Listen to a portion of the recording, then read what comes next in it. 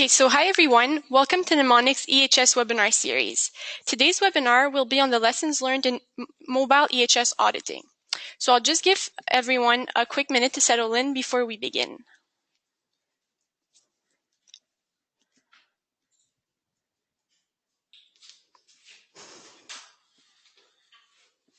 Okay, so let's get started.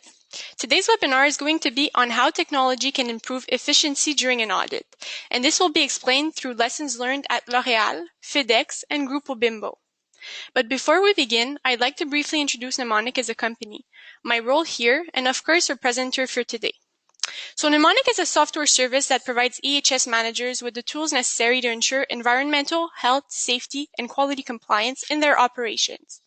Mnemonic is both a web service and an app that is designed to help auditors inspect their facilities for compliance issues, as well as stay on top of legal updates and maintain a legal register. So my name is Kim Chanel Vallée-Séguin, and I am the Communications Manager here at Mnemonic. I will be facilitating today's webinar, so please feel free to ask questions throughout the presentation in the GoToWebinar question box, and we will gladly address as many as we can at the end of the presentation. So now to present this topic for us today, we have Jonathan Brun, which is the CEO of Mnemonic, who's responsible for technological decisions, the design, and client relation. I'm happy to say that we have attendees from all over the world joining us today, so thank you all for participating. And without further ado, here is Jonathan on the lessons learned in mobile EHS auditing.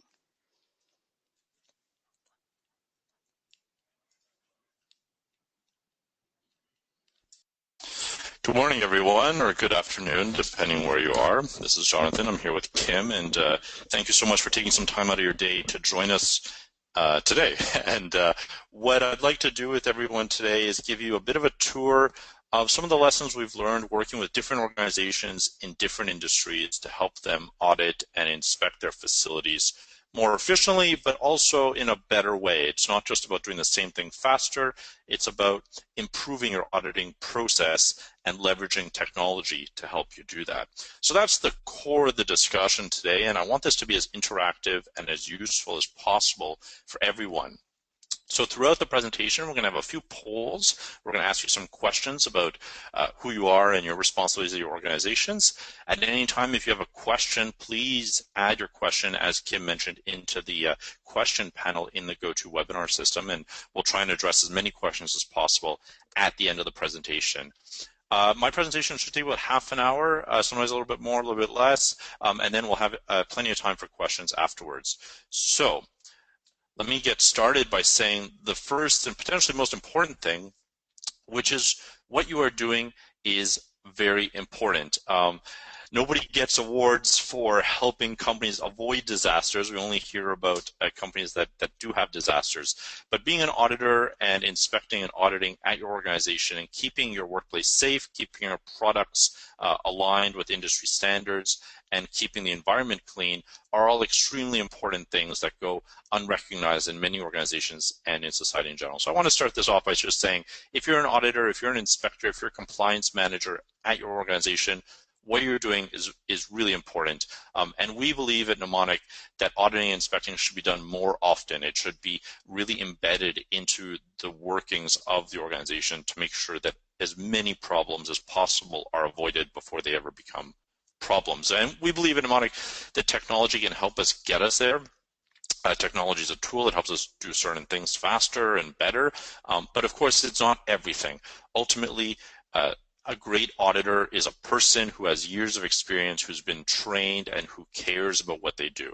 So what we're here to do is not replace auditors with technology, but give you tools to do your work, your important work, more efficiently.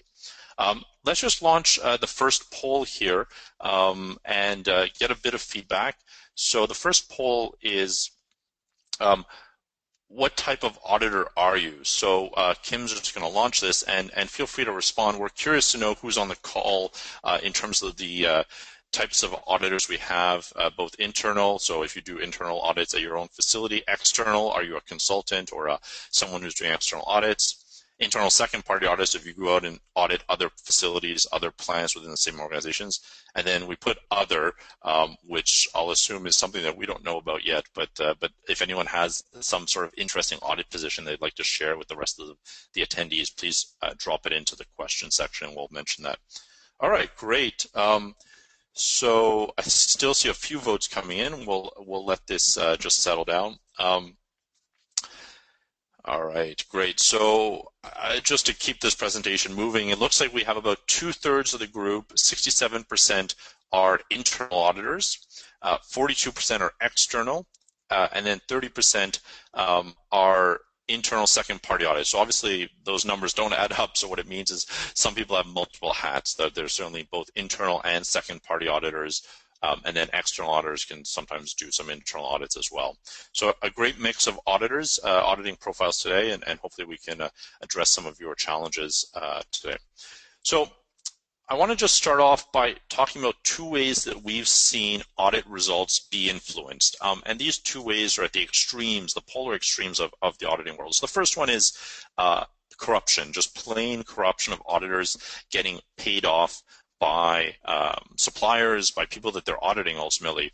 And I used to work in China, and I worked with a number of companies that did quality inspections as well as human rights, environmental and safety inspections at suppliers in Asia in general that were being hired by different companies. And the amount of corruption that was happening there was quite substantial. And that was your traditional human-to-human corruption, where you had the supplier who has an interest in a good audit result giving some money to the auditor that's coming in and trying to change the audit results. So that's one extreme. The complete other extreme of the complete other extreme, sorry, I'm trying to change the slide. Okay, there we go. So the complete other extreme of the auditing corruption world is where technology was used to corrupt technology. So we're all probably familiar with the Volkswagen diesel scandal. And just as a refresher, what that scandal was Volkswagen had changed the software in the cars so that when the car was being inspected by another piece of software, so the EPA had a piece of software that was testing the cars for their emissions, when the car knew it was being inspected by this other piece of the software, it changed the way it was combusting the diesel to pass the requirement. So there you had a case where they had tried to fully automate the testing process, and by fully automating it, they actually came across another type of corruption. So as I mentioned earlier, the solution that we believe in at Mnemonic is not to replace humans with technology completely, which is a bit what happened in the diesel situation, nor is it to have something that has no technology involved, which is the case in some of the auditing out in the supplier world where there's some corruption there. But it's really to find a balance between the two, where great auditors have great technology. So some of the first lessons we've learned working with auditors around the world is first and foremost, mobile is challenging. Anybody who says that they've fully made all of their audits mobile friendly, I would be keen to speak with them. It still remains a challenge, and part of that challenge is redundancy and reliability. Pen and paper, which is the traditional way of doing an audit, and we did a poll on LinkedIn a few months ago, and it showed that 70% of auditors are still using pen and paper to do audits. But pen and paper is a very redundant and very reliable medium. If you have a piece of paper, you can write on it. It's pretty bulletproof. If ever that piece of paper doesn't work, you can go get another piece of paper or another pen. So it's a very reliable technology. It might be simple.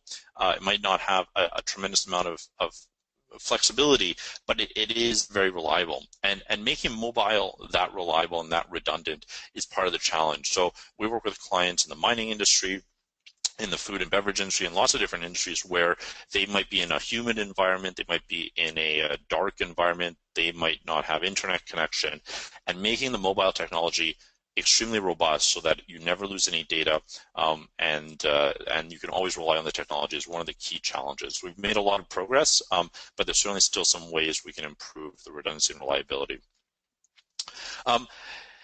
One of the key points I want to get across today is that digital and paper are not the same thing. And we tend to think by analogy. And what I mean here is that people often say, well, I have this paper process that I'm doing to do my audits or my inspections, and all I really want to do is take that paper process and put it on a tablet. But that's a little bit the wrong way to think about it, because a computer or a tablet has so many more capabilities. It has so much more flexibility than pen and paper.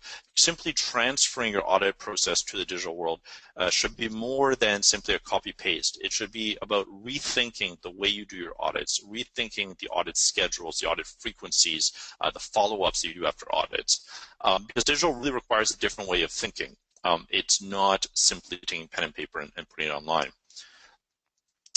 And to illustrate this point, I want to discuss the difference between Amazon.com, the website where you can purchase almost anything, and a traditional retail space. Because sometimes we say, well, Amazon, all it is an online store. It's like a Walmart, but online. And in reality, it's actually quite different, because the underlying constraints of traditional retail space and the underlying constraints of a web-based store are completely different. First and foremost, in a retail space, you're of course constrained by the floor space that you have. Whether you're renting a space or you own a building, you can only stock so much inventory and have so many products because you're limited by the physical space that you're paying for. Whereas with Amazon, they have warehouses in non-expensive locations, and they basically can create an infinite list of products. If you go on Amazon, you can find almost anything that exists out there. So there's this break away from that physical restriction.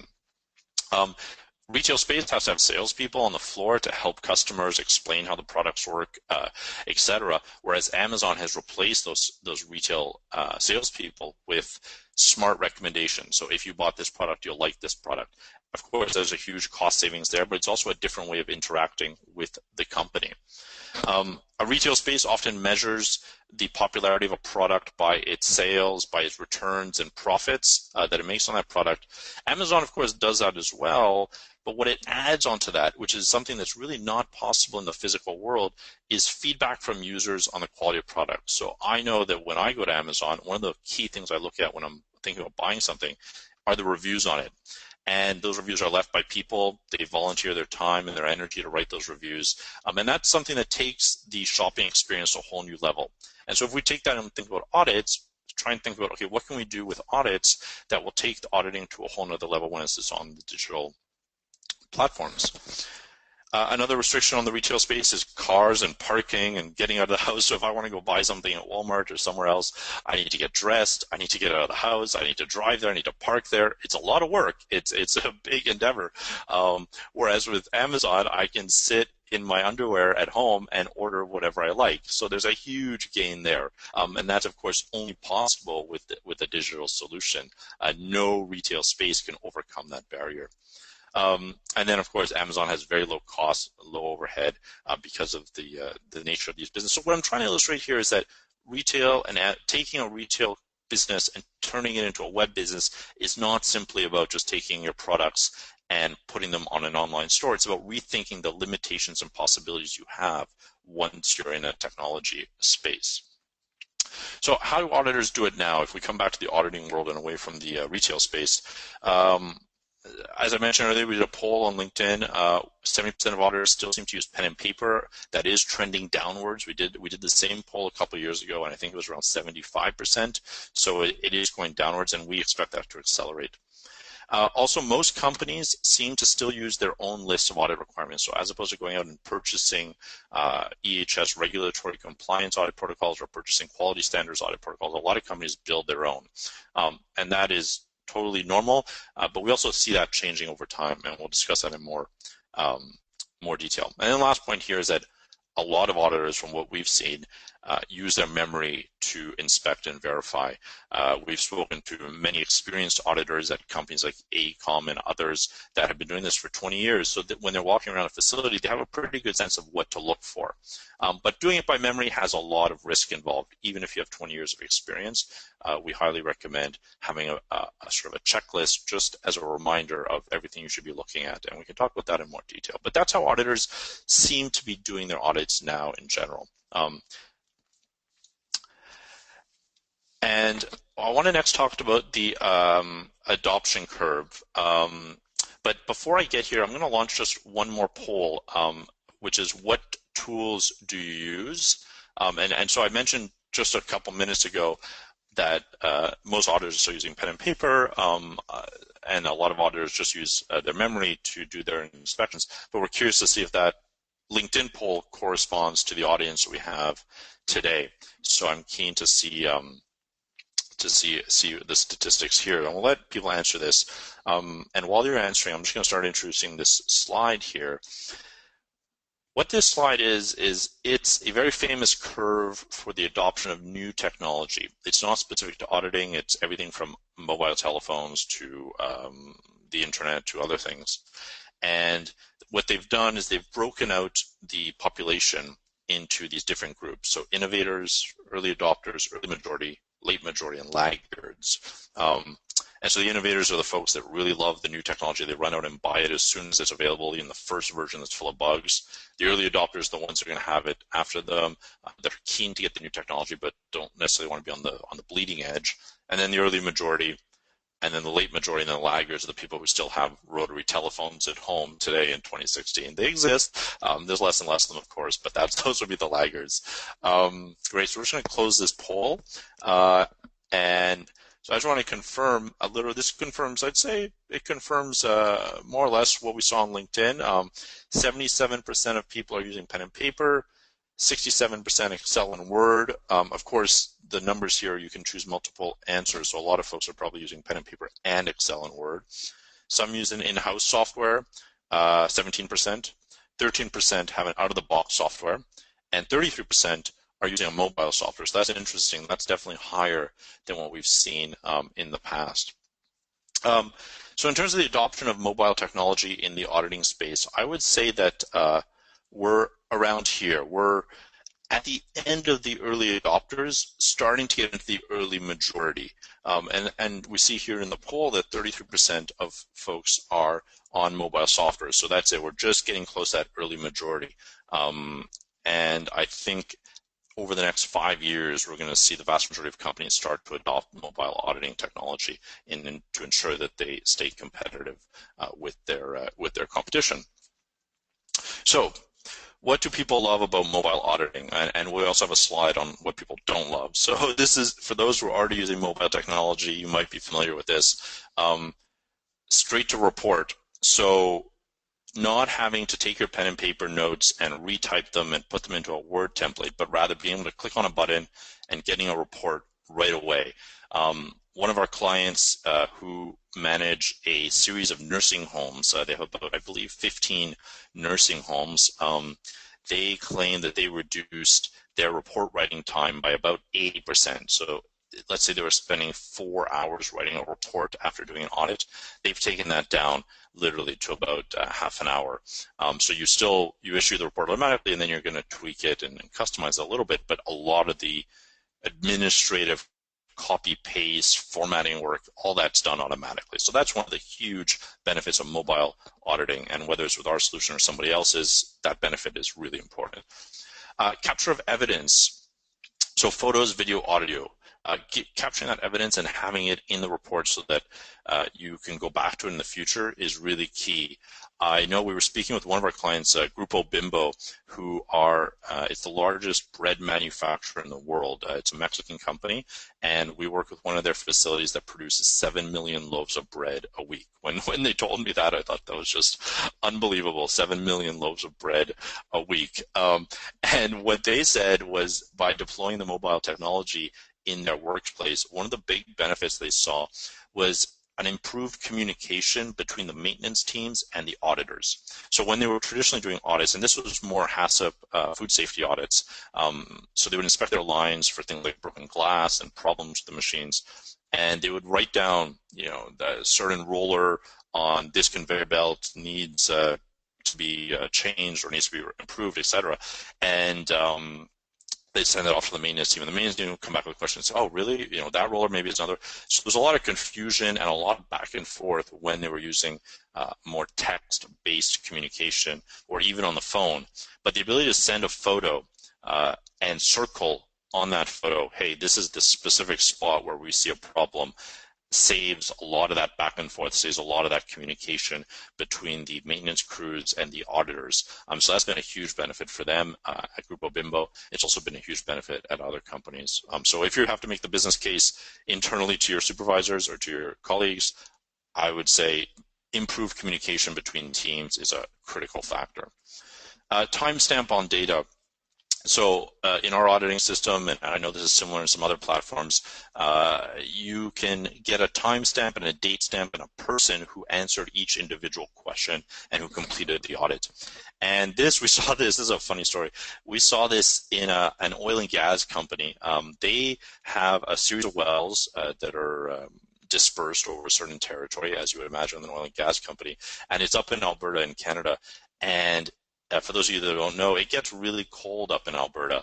So what these guys were doing, they were sent out to inspect the oil wells, but what they were doing is they were sitting in their trucks, their pickup trucks, with the heat on, of course, and they were just ticking all the boxes on their audit checklist, saying, yeah, the well's in good shape, I inspected it, everything looks good, the fence is there, etc.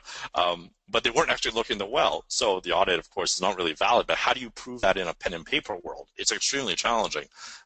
But with a mobile solution, since you can have a GPS coordinate, a timestamp, a date stamp, and a person, you could say, wow, that person was actually standing 500 meters away from the oil well when he answered the question. Therefore, there might be a problem, and I should do some follow-up with him. I'm not saying he absolutely wasn't at the oil well, but the way he answered it looks a little bit suspicious. So that's kind of a way of fighting some of that corruption. Same thing with the supplier audits in Asia or in other places. Date stamps, timestamps, GPS locations help fight against folks who might be trying to round the edges a little bit. All right, in terms of devices, this is a question we get a lot is what's the best device to buy for my organization? And what we've seen to be really popular are either the big phones, so think of the iPhone 6S or some of the big Android phones, and then small tablets. So the iPad mini is a great form factor, the Nexus tablet as well. They're not too big. And you have enough screen real estate to be able to move around the data and play with it. So those are our recommendations. And then the last feature I want to mention here that if you ever have to make a business case to your colleagues is the ability to dictate notes. So you might already be using this on your phones, but you can, instead of typing, you can simply speak and then it converts it to text. So that can be a huge time saver. You do need to be in a quiet environment. We've had some of our clients say, hey, I'd love to use this, but I work in a noisy factory. Yeah, unfortunately, that's a bit of a challenge. But if you are able to dictate some notes in a relatively quiet environment, it can be a huge time saver. So that's what they like. Now, I do want to speak about what they dislike, because there are some things that they dislike, and I don't want to deny that that's the case. One of the things they really dislike is rigidity to audit item order. So what I'm trying to say here is that in our tool and in most tools, audit items are placed in a certain order. You have a certain series of questions and you can categorize them and organize them, but ultimately they're in a certain order. And as we were mentioning earlier, a lot of great auditors that have been around the block more than a few times, they don't necessarily go in a specific order. They're going to walk around the facility, they see a problem, they want to highlight it, they want to set a finding, take a photo, maybe issue an action item. So having that rigidity of audit item order is still a bit of a challenge. We're improving. We have a search tool that allows you to find questions by keywords, and you can move questions around, but that's definitely one of the challenges. And so when you're building your audit checklist, my tip would be to really think carefully about the order that you're putting questions in and the keywords that you're putting in your questions. So think about how will you want to find this information when you're doing an audit out on the shop floor or at the facility or at the project.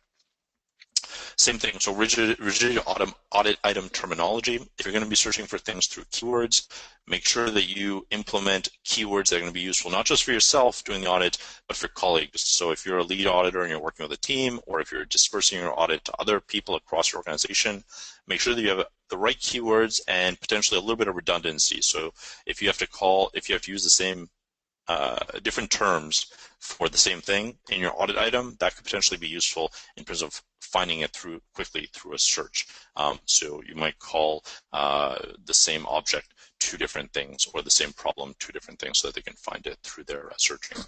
The other frustration that we've definitely heard over the years is pre-built audit report formatting. So almost every auditor has a format of the audit report that they like to deliver to their colleagues or to their clients, something that they've built up over the years.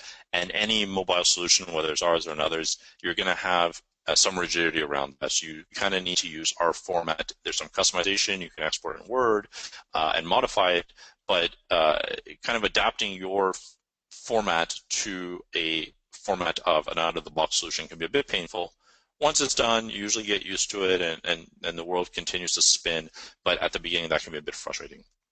And then lastly, the need to adopt a structure that's not their own.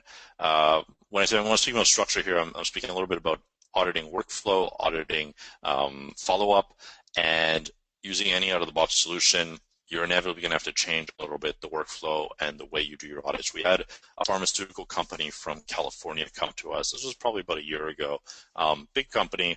We're very excited to speak with them, and they showed us their audit workflow, and it was definitely the most complicated audit workflow I had seen so far in the industry. They had a series of pre-approvals of the audit protocol that had to be authorized by different managers, different supervisors. It was then sent to the plant. There's questions.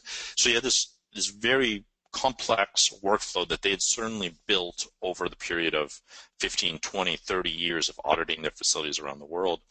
And they said, well, can we do this on mobile? Can we do this on your platform? And we looked at it and we kind of said, no. I mean, the process was so complicated that turning it into a mobile or a web-based solution would require a custom-built solution for them. And that was going to cost a lot of money. It was going to cost at least $500,000 was our estimate to have this complicated process in a custom-built solution. So adopting your way of auditing your workflow to an existing tool, not always easy, but my tip is that I believe it's more important to do more frequent and more robust audits at your facilities than it is to have a very complicated workflow. But that's, of course, a longer discussion. But our tip is more audits, more inspections is usually a better outcome for the overall organization if those audits and inspections are done efficiently. So some key technology that's still missing, and these are things we're working on, and I know other companies are working on them as well, but the ability to merge and demerge audit protocols. So if you're going to do an audit in Pennsylvania this week, and then you're going to do an audit in Atlanta, and then you're doing an audit in Canada or France, but with a different audit protocol. So the ability to pull questions from multiple databases and integrate them seamlessly together is something that we're working on. We've made some progress, but it's certainly one of the challenges.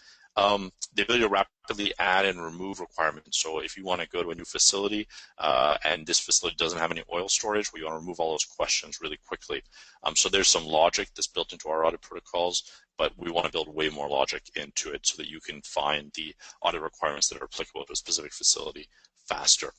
And then rapidly search and identify requirements. So if you're not sure, maybe you're auditing a new facility or a new location, you're not sure what some of their requirements might be, the ability to pull those up really quickly by using keywords and by having them properly organized is something that we're still working to improve. There's some progress that's been made there, but I won't deny that some of these things are things that we need to improve on, and we're working on that with our clients and incorporating their feedback. So ultimately, this means still too much manual work.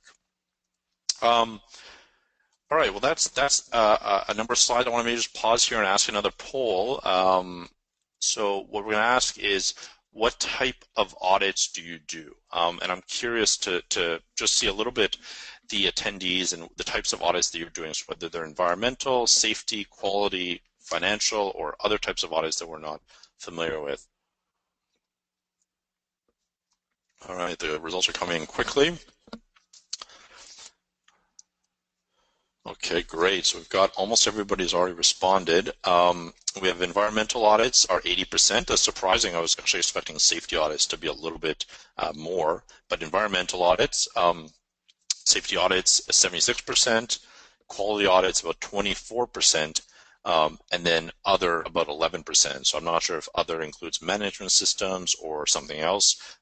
If you have some interesting audits that you think the attendees would be curious to hear about, I'd be curious to hear about, please drop those types of audits into the question tab, and Kim here will prompt me to look at those. Great. So a lot of environmental auditors, and Mnemonic actually started in the environmental world, and we do safety and quality now, but we really started with environmental, and we still do a lot of that work.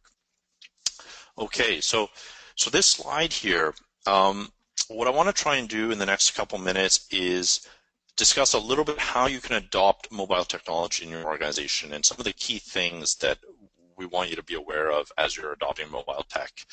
So there's two extremes here. There's the out-of-the-box solution, which is buying a piece of software, maybe like ours or some other piece of software. You buy a piece of software, you install it, and you start getting it up running.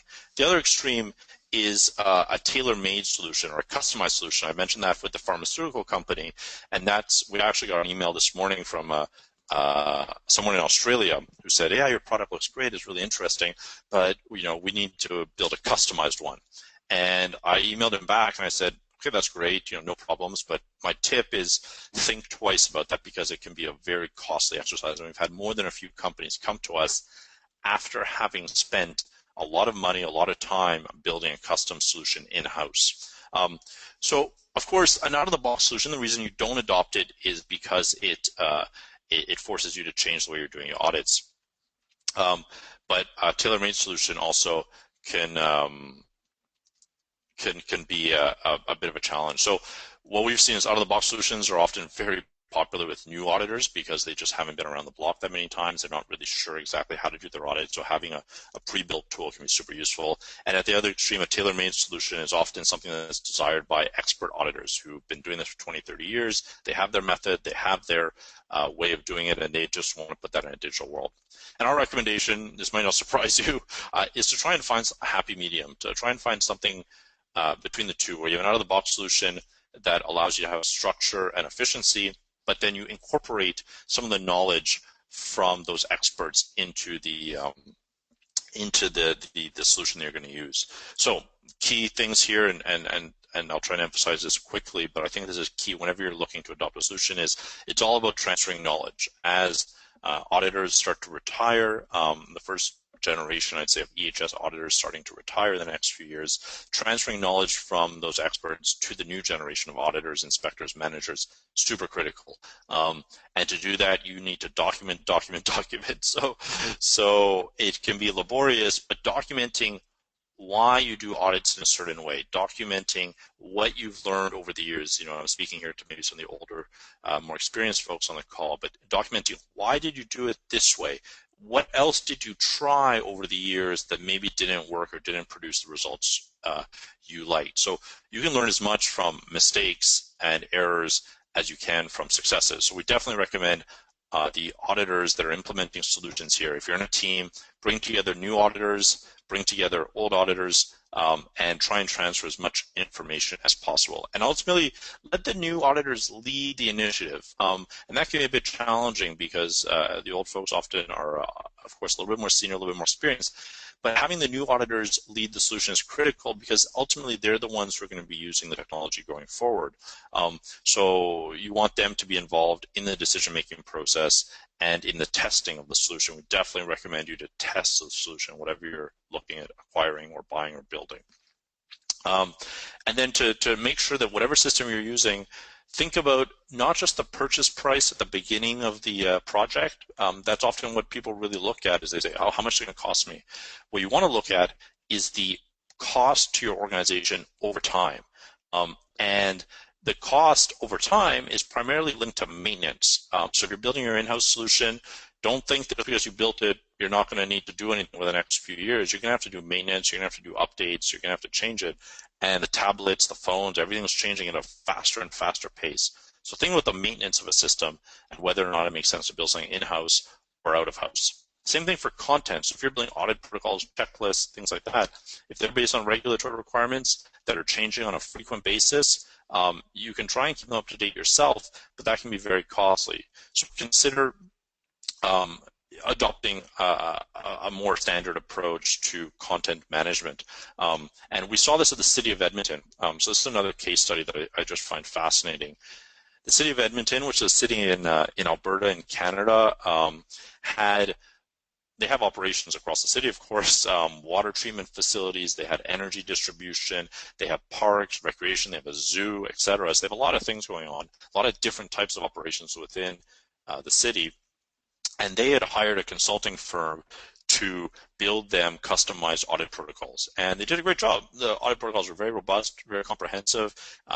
They were 200-300 pages long, and they were tailor-made for the organization, for the facilities.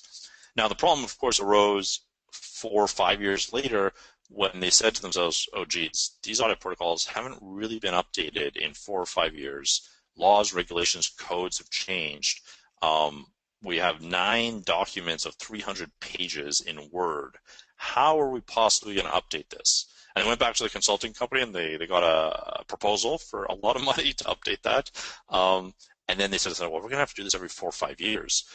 So what we did with the city of Edmonton is we took those documents, we changed the structure, put it into our database, linked up those regulations and standards to the actual regulations, and updated them in a semi-automated way, because our system allows us to know when a regulation was changed and so on. And then going forward, they have these audit protocols on their mobile devices, and they're being updated in an automated way. So if a regulation, a requirement changes, they get notified, they see the new version, and then they can go out and do their audits, and they don't need to spend this large amount of money every 4 or 5 years. It's a more low-cost system because you're doing a little bit of maintenance to your content every year. It's much more affordable than doing one big upgrade in 5 years.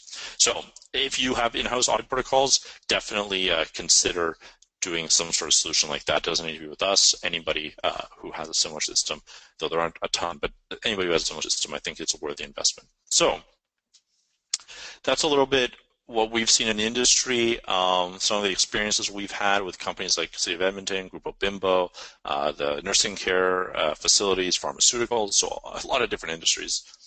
And I just want to finish the presentation talking about what's next. What do we see coming down the road in the next 5, 10, 20 years in the auditing world? And we're really excited about this. We're working really hard to make this a reality. And one thing is going to be auto filters based on operations. That's pretty straightforward, and we're getting very close to that, where you can just plug in quickly. This operation is a food and beverage company in Ohio, and it produces bread, and it does this, and then have the audit protocols filtered and customized for that location. So that's one thing we're working on. Smart suggestions, and this came to us from a construction company. They said, well, you know what? Sometimes I get down in an excavation pit at a project that we're working on, and I see a problem with the forklift, or I see a problem with the person's personal protective equipment. But what I want to know is, I want to know what else should I be looking for when I'm sitting or standing down in an excavation pit and I've seen this problem? What are the other things that might be related to this problem? And having that intelligence built into the audit protocols is something we're starting to work on and we're very excited about. Think about it like Amazon. If you buy this product, you'll like this product. Well, in this case, it's if you found this audit finding, you might find this audit finding, and you should go double check. And then for more external auditors and for consultants out there, I think a big thing that we're going to see over the next few years is consulting companies adopting platforms that allow them to have constant contact with their clients. So not just issuing a report at the end of your consulting mandate, but rather issuing a report, issuing corrective action recommendations potentially, and then having a back and forth with your client over time, and then they might need another audit in 2 or 3 years. But in the between the 0 and the 3 years, having that communication, answering some of their questions, and having a more of a long-term relationship with their clients. Technology allows you to do that much more efficiently. Lots of project management tools, of course, are used in different industries and different fields, and we think in auditing we'll see a trend towards that over time. And then ultimately, artificial intelligence. So you might have seen some news articles and things about artificial intelligence. A lot of work is being done there. And I put this ominous photo here about an auditor robot. But we do think that integrating artificial intelligence into auditing, having that recommendation of which audit findings you should be looking for, depending on the facility, depending on what you've already found, depending on the history of the organization, building that intelligence into the audit protocols, into the software, that's where we think things are going to be going over the next 5 years. And This is a photo of Garry Kasparov, who was a chess grandmaster. He was the first chess grandmaster to be beaten by a computer back in, I think it was 1997. And ultimately, what we're trying to say here is leverage computers for what they're good at. So computers are great at storing large amounts of information and analyzing them. Make sure you leverage whatever mobile auditing tool you decide to go with, that you leverage it for those specific things. Ensure a interface is user-friendly. There's lots of auditing software out there that has horrible interfaces. There's some that have good. So make sure you test it and you're happy with the interface. And then last point is auditors need to make a judgment call. So in the chess world, what they found to be the most potent or the most powerful combination is a good chess player with a great chess software. And that was actually better than a great chess player with a great chess software, because the great chess player would say, no, I don't agree with what the software said. I want to do it this way. The good chess player who wasn't a grandmaster was able to see that the software sometimes had better recommendations than that person did, and then you leverage that. So we think that auditing is going to go in the similar space. You're going to have the best combination going forward is going to be a good auditor, well-trained, experienced, with a great piece of software. And that combination, if you have that great software and that good auditor, will improve the performance of organizations going forward. And that's really what we're working really hard on here at Mnemonic, and we'd be keen to help any of you go through that process, discuss it, etc. So again, just to conclude here, 10 years out, lessons that we think should be important for everyone to communicate inside organizations. Efficiency always wins, no matter the industry, no matter the technology. Ultimately, the organizations that are the most efficient win. And of course, we are in a very competitive environment. Whether you're an external auditor or an internal auditor, we all are in a competitive environment. So efficiency always wins. We believe that companies that successfully integrate mobile technology will be more competitive over the next few years.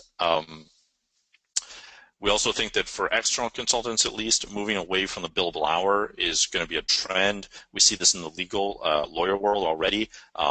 Billing by mandate as opposed to by hour. It's already starting to happen, but I think it's going to accelerate, and therefore the companies that implement efficient tools to do their audits will have a competitive advantage. And then my last point of the day here is never underestimate technology. There's so many companies that have underestimated technology and its impact and have gone bust. We can think of great companies like Kodak and Polaroid, at least in the photography business, and they just underestimated the impact of digital cameras, and we saw the results. So never underestimate technology. It's here to stay, and it's only changing faster and faster. We even find it's a crazy pace, and we're in the thick of it.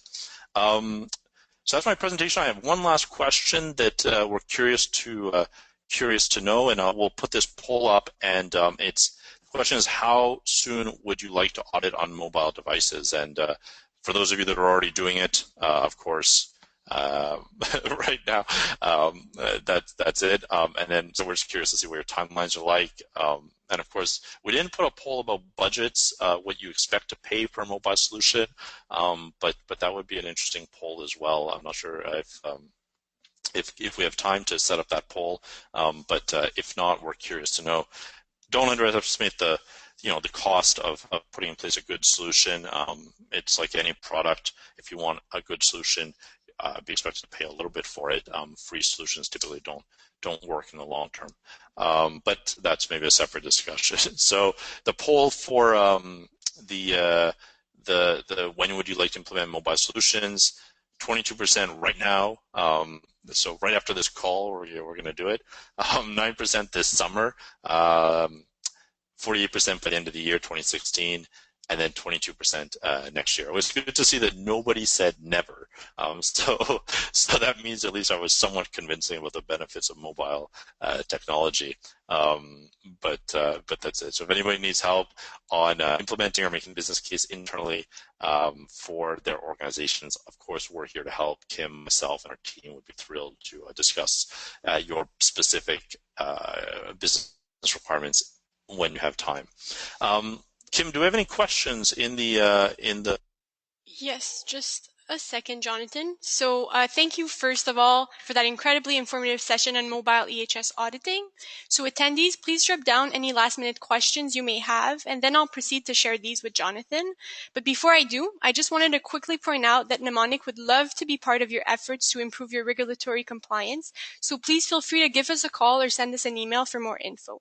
And with that in mind, we'll tackle a few questions. So I know you've touched upon it earlier, but we have a question here. Which devices do you recommend for mobile auditing?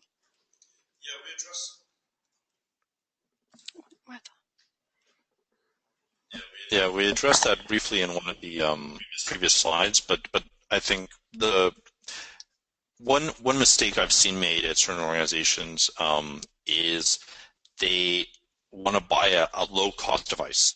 So they say, well, the iPad mini costs $225 or whatever it costs, and we can get an Android tablet from some company for $99, or we can get the Amazon Fire, and maybe I shouldn't name specific names here, but my point here is don't think too much about the cost of the device. Again, that's a point that, like, the initial cost is really only part of the overall cost of this initiative. You want to think about the long-term maintenance of the device. Is it going to break down? Are you going to have to replace it in 2 years? So when you're looking at a device, think about the long-term cost of it, the quality of the device. Is it getting updated by the company? And is it robust for the work environment you're in? If you're in a humid or a dirty workplace, make sure you have a device that's properly protected with a case. But yeah, the large phones, the small tablets, definitely what we've seen to be the most successful. But don't skimp on buying a cheap device. You'll only regret it. And if IT says, well, that's what we got to do, figure out a way to make the business case over the next 5 years, because I'm a big believer in buying high quality devices in general. Perfect. Thanks, Jonathan. We have another question here. Do you have any tips for how consultant can use mobile software given that every client has its own audit protocol and report format? Yeah, that's definitely a challenge for external auditors. When a client wants to impose their audit protocol and their format on you, how do you use mobile tech? I'd say it's a bit of a balancing act. I mean, some clients are open to tweaking their audit report format. Some clients really aren't. The other way you can pitch it to them is you can say, listen, I can do it in your format with your audit protocol for this amount of money, or I can use a standard format and a standard audit protocol that I have developed or that you've built over time and do it at this price. And I don't know what exactly the price difference might be, but let's say it's 10% cheaper. A lot of companies are so cost sensitive these days because of the margins that could be a business case. You say, we'll do it in your format for $5,000 for this audit. We'll do it in our format for $4,400 or whatever the prices are. And that can be a winning case. The other option is to take their audit protocol and put it on a mobile platform. So I know our platform allows you to take an audit protocol, convert it into Excel, and then load it up. And it works for the vast majority of audit protocols. And then the report that comes out at the end of the day is a Word report that you can modify in Microsoft Word. So those, I'd say, are the two things. But again, it's going to vary from client to client. But money talks, that's for sure. And some clients will, I think, be convinced by the efficiency gains. And especially if you're going to go do more audits at other facilities for the same company, or if you expect to go back and do other audits, if you have those efficiency gains over multiple audits, that's where you can really convince the client to change their way of doing things. But it's definitely a case-by-case basis. But if ever you're unsure that an audit protocol can be converted from mobile, just send us an email, and we'd be happy to take a look at the audit protocol, completely confidential, of course, and give you our feedback as to whether or not it can be converted to mobile easily on our platform or on someone else's platform. We really don't mind taking a look at it and giving you some feedback. We have another question here that I'm sure a lot of people are wondering about. So is your software compatible with Microsoft Surface? Yeah, that's a good question. Right now, our software is not on Microsoft Surface. We have a web-based auditing tool that works on Microsoft Surface, and it adapts to the size of the device, but you need an internet connection. The software that we offer right now is is really just for iPad, iPhone, Android that works offline. Functionally, it's the same thing. Really, the big difference is the online-offline capability. So if you have a Surface and you have a good internet connection, you can definitely use our web-based solution. We're looking at building out a Surface software solution in the future, but it's just we haven't seen a lot of adoption of Surface in the industries that we're operating in right now. But that's changing slowly. And certainly, if you have a specific need, or if you think your auditing need is big enough that we could build out the Surface solution for you quicker, please feel free to contact us. We'd be happy to discuss that in more detail. And the other option, of course, again, depends on your organization, is we do supply devices to some of our clients. So if you're not 100% Surface and you're allowed to have a mix of different devices, we can always ship out iPads, Android devices to our clients and have them use that. So that's another option. Again, of course, depends on your procurement and your IT regulations or protocols. Yes, so we have another question here. How important is integration into existing systems such as SAP or Oracle? Good question. And it definitely varies, again, from organization to organization. I'd say the key things here is always, what do you want the end result to be? And who is consuming that information? Is it upper management that needs to see this? Is it the facilities that need to see it? And what's the best medium for getting that to them efficiently? So integrating to SAP or Oracle it can be done. It takes a certain amount of work. And the benefits are sometimes there, sometimes they aren't. So we have what's called an API. And whenever you're looking to purchase a software from a company, I highly recommend you see whether or not they have an API. An API is basically a technical lingo for an interface that allows another piece of software to talk to your piece of software. So what it means is SAP can connect to our system, pull data out, push data in. And we've done that with a couple clients. I will think of ANAB, which is an organization that certifies laboratories. Not laboratories, but laboratories, so labs in hospitals and pharmaceutical industries and other industries. And so they had an internal system that they were using, and we integrated with that because they had embedded in there a tremendous amount of business knowledge. So it depends. It can be done, but definitely do a cost analysis as to whether or not it's worth the effort. Because it's not a trivial thing to do. And we do allow you to export the data from our system in CSV database format and import into other systems. So that's another option. But again, it's a case-by-case basis, and we would definitely want to discuss whether or not that makes a business case for you. Okay, so another question here. Is it better to have one large EHSQ system or multiple small systems? That's a good question as well. I guess in the technical world, there's a philosophy that you should be mobile first or desktop first. And what that means is, think about your organization, think about the people involved in your EHS or quality systems, and what's their primary way of working. Are they out in the facility doing things? Do you want to get the information to the plant manager, to the foreman? Do you want to get it to these different people throughout the organization who are not necessarily sitting at a desk all day? Or is your system really designed to issue reports to the vice president who's sitting in his office somewhere? And if you're more of an operational type organization where you want to make sure that the people at the facility and the appropriate teams are notified about issues, if you want to get that out to the people on the shop floor, I definitely recommend looking at a mobile solution first and having a series of potentially smaller solutions that work together or don't work together, but having specific solutions for specific problems, so auditing and others. If you're really looking at corporate, we want VPs to have